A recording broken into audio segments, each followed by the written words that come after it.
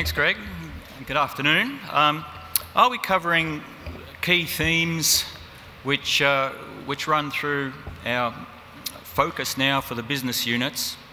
It's a challenging time in the industry, and we're working very hard to work as an integrated team throughout that to make sure that we're maximising the synergies that exist across Teck. I firmly believe that each of our operations is stronger for being part of Teck than it would be operating as an individual mine through our use of synergies. The key things that we're looking at are our values: safety, sustainability.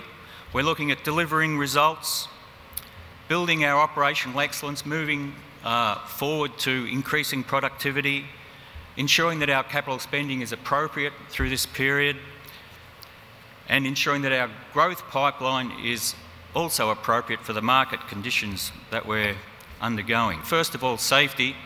For all of us, safety is a core value, and we've worked last year to develop a 5-year plan that takes our safety forward, looking at balancing two key areas, cultural and technical. The cultural is built on courageous safety leadership, where all of our people have the ability and the responsibility to recognise and act when an unsafe condition exists and take action to keep themselves and their colleagues safe. We've developed a lot of capacity in our frontline supervisors to coach people in that area. It also comes to ensuring that our people are fit for work, whether it's from fatigue, managing fatigue, or any other aspect that stops people preventing safe work. We've implemented technology at our mines, both for monitoring fatigue online for drivers and for monitoring driver behaviour. And we're also running the only random drug and alcohol program today in the Canadian resource industry. On the other side, there's the technical aspects of safety, where we've got to ensure that we investigate our high potential incidents, that we have the right focus on the most important potential risks, and that we have the right sort of standards for managing our operations in terms of working at heights, electrical safety, etc. We've increased our focus on high potential incidents, and the graph at the top shows how our recordable injury frequency has been going down over the years. That's the traditional lagging measure. The bottom one shows our high potential injury rate going down as well, and they're the ones that can cause, although they haven't necessarily, a serious injury. And we're making sure that we focus our efforts on the controls that we have in place to prevent those injuries. Don talked about sustainability, and that's also a core aspect of our operations, and it's basically embedded in the way we operate. And there's a few pictures up there that show some particular areas of effort over the last couple of years. The caribou at Quintet, for example. A few years ago in the northeast British Columbia, basically mining permits were at a standstill because there was an impasse between the First Nations and the provincial government about the state of the caribou herds and lack of progress in remediating the situation. We were able to broker an all-parties meeting that got all industries, wind, power, coal, sitting down with provincial government, sitting down with the First Nations to work out a plan that took place to start to recover that caribou population, and involves such things as calf penning trials and culling of wolves by the First Nations themselves. And now that area is permitted, and we have our Quintet operation fully permitted and ready to go when market conditions are such that we want to take that forward.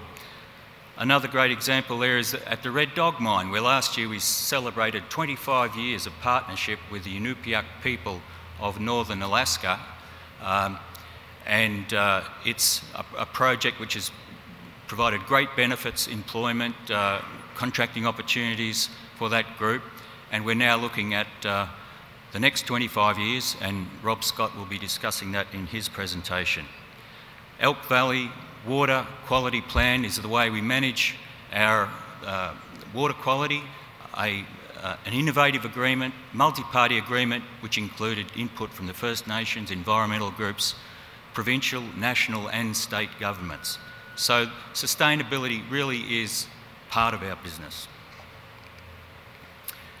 An example here is a current project which we have running, converting haul trucks from diesel to liquid natural gas. And as you can see from the graph on the left, the unit price for natural gas is considerably lower than diesel. Various prices for diesel there, but as we've seen the diesel price go down, the natural gas price has gone down. So that's going to be something very important for us, and as well as that, looking at emissions, we can see that CO2, nitrous oxide, particulates and sulphur dioxide go down considerably with liquid natural gas. So that's an important one that we're working into our business. We spend just in coal alone $300 million a year last year on diesel, so this is considerable savings for us. We pride ourselves on delivering the results that we've promised, and when we look at our performance last year against guidance, we see that we were successful in meeting both that production and cost guidance, and in several sites we actually set new records at the Elkview and Green Hills mines, and at coal mines and the Antamina mine in Peru. Red Dog also had a record zinc production, so we are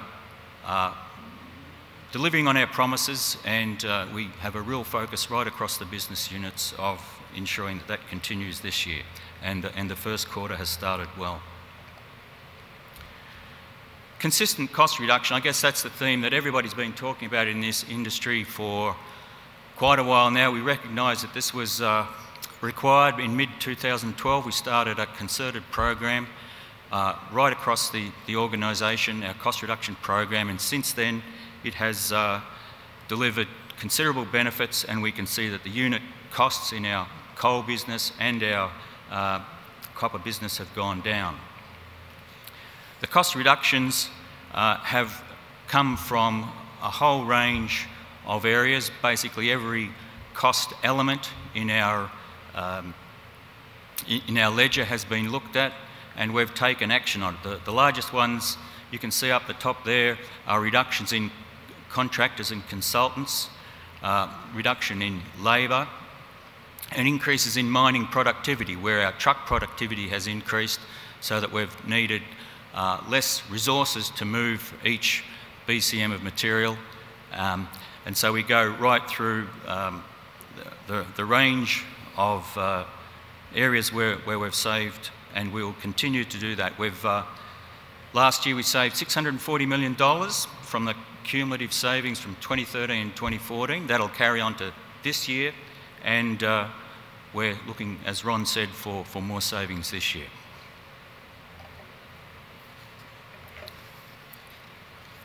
Basically, being a group with 13 mining operations is an opportunity for us to really leverage the good practices right across the organisation. We have dedicated business improvement teams at all sites, coordinated centrally, all using the same techniques basically to select the highest priority cost-saving initiatives and work them through. Learn from the successful initiatives at other mines, keeping a central repository of initiatives that allow us to move forward quicker as a group than we would be able to individually. And we've had focuses on truck shovel productivity, mine to mill, standardising fleets to reduce CapEx, components and inventories of parts.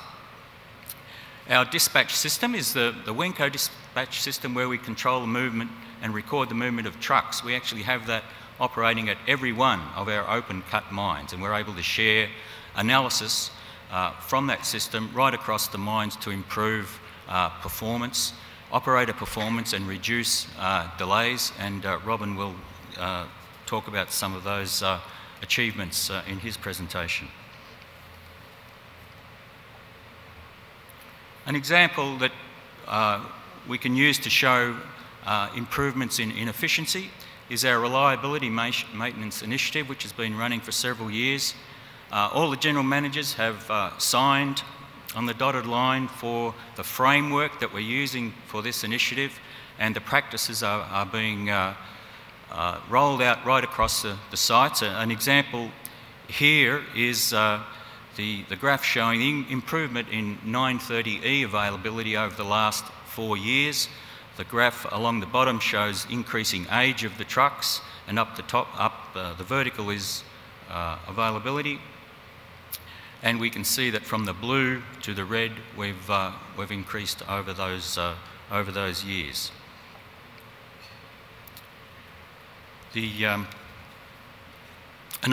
So that basically we've seen reductions in each of the business units, sharing the initiatives. Another one being truck payload increase, where the amount that we put on every truck is very important. Some sites have instituted instruments to manage that.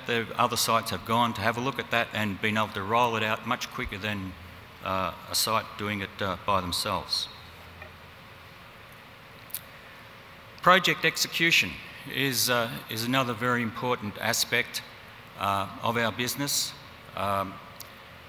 Tim and Ray talked about the largest project that we're involved in right now, but projects happen at all levels, right from Fort Hills right through to a new truck shop in a mine, right through to permitting a new area for mining in the future, and basically ensuring that that project execution and planning happens in a coordinated way is extremely important. So we've basically revised our system to produce what we call a Teck project delivery framework, which integrates permitting and engineering to make sure that those two things are moving together. Permitting is a challenge which is growing in all jurisdictions, and being able to do that well using project management principles and tying that tightly with our engineering development is very, very important for us to get the right project on the right schedule.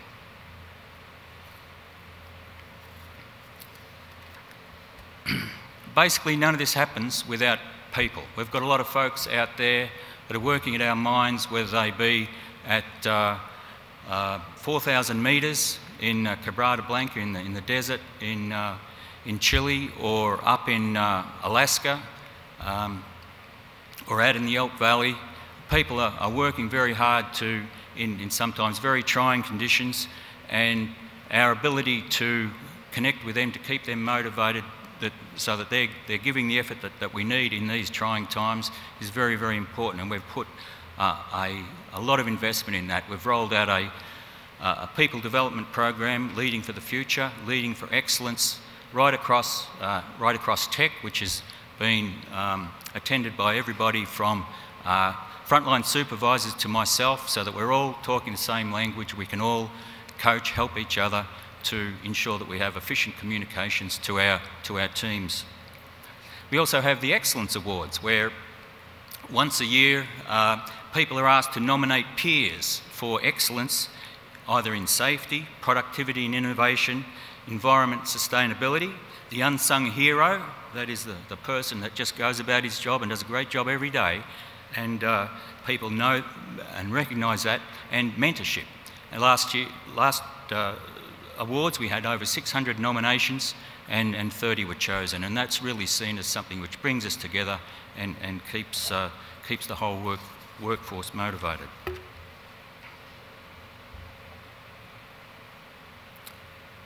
Managing capital also has been obviously critical at the time when the coal price has been decreasing and margins shrinking, and we've had to manage that by looking very, very carefully at our sustaining capital. We can see how that's gone down from a peak in 2012 to lower levels and lower again this year, through real scrutiny of every requirement, every request for sustaining capital, making sure that it meets a number of tests before that's actually allowed to proceed.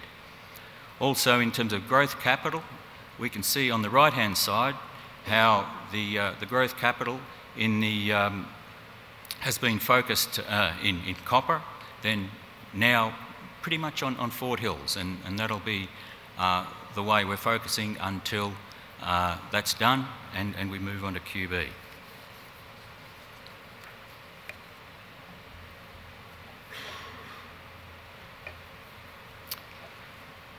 Growth in a time like this is a challenge. How do we manage that? Obviously, we've got to respond to the opportunities that exist in the market. If we look at what we've done over the last couple of years, a significant one has been the Highland Valley Copper Mill optimisation, which has improved throughput and recovery. We've put in a new acid plant at Trail to improve capacity of the smelter. We've restarted the Ponderay zinc lead mine, and we've increased the capacity in coal up to our current $28 million capacity. We've also invested in Quintet. Quintet is fully permitted, ready to go, but awaits the future. Currently, Fort Hills is the focus in construction while we go through the permitting process for QB2 in copper.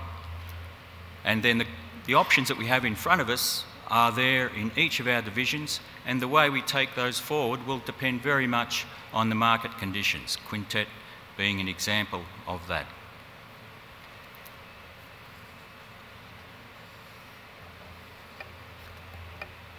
So just summing up, we're really working together to focus on the highest priorities in our operations, leveraging the strengths that exist right across the operations, across the organisation to manage health and safety, reduce costs, manage capital, and ensure that all aspects of our operations are sustainable. Thanks. Invite any questions now, or we have more detailed presentations obviously coming from each of the business units to follow. So. Hi Ian, Oscar here.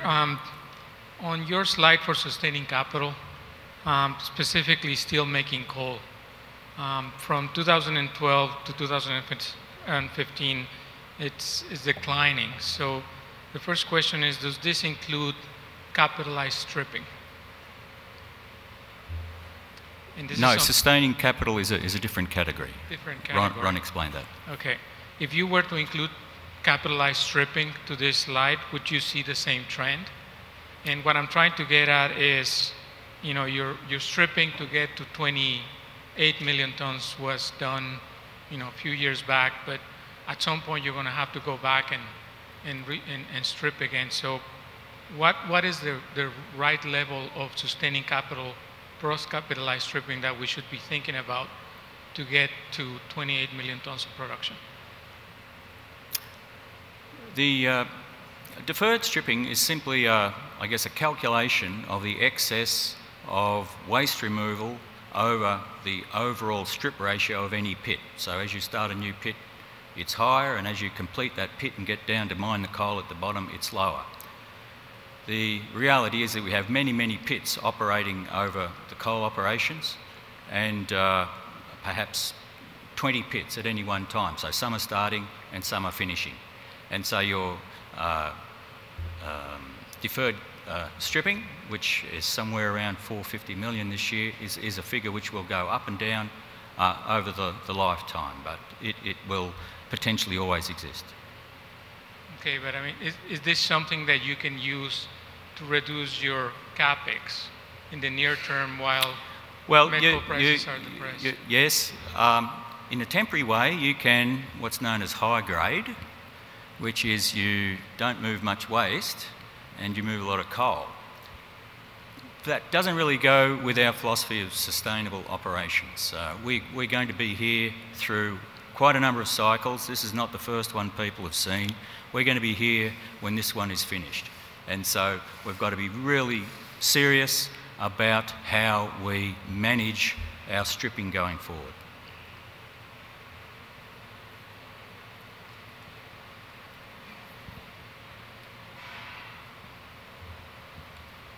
So Ian, back to Oscar's question, what is the right level of sustaining capital then for the coal operations? It looks on the chart here, it's down to, I don't know, 75, 100 million? Well, I guess we've been looking at managing the sustaining capital right across the business to around $500 million over the last couple of years. And we're basically going to look to see how we can do that while the low coal prices persist, and then we'll be looking at it year by year.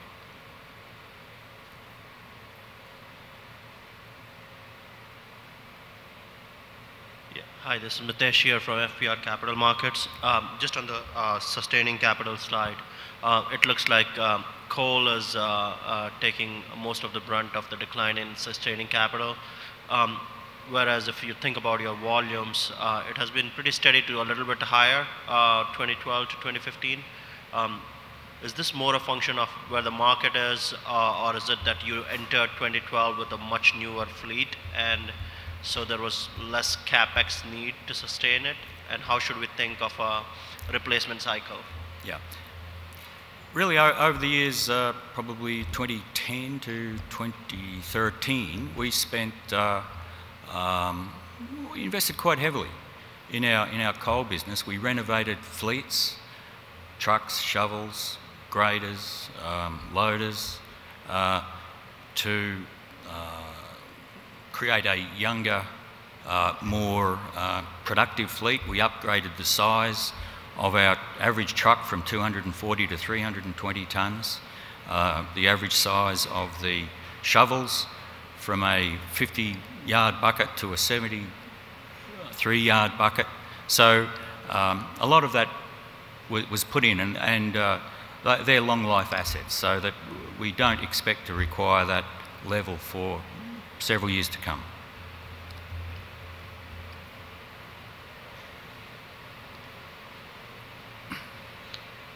Any other questions? If not, thank you, Ian. That's great.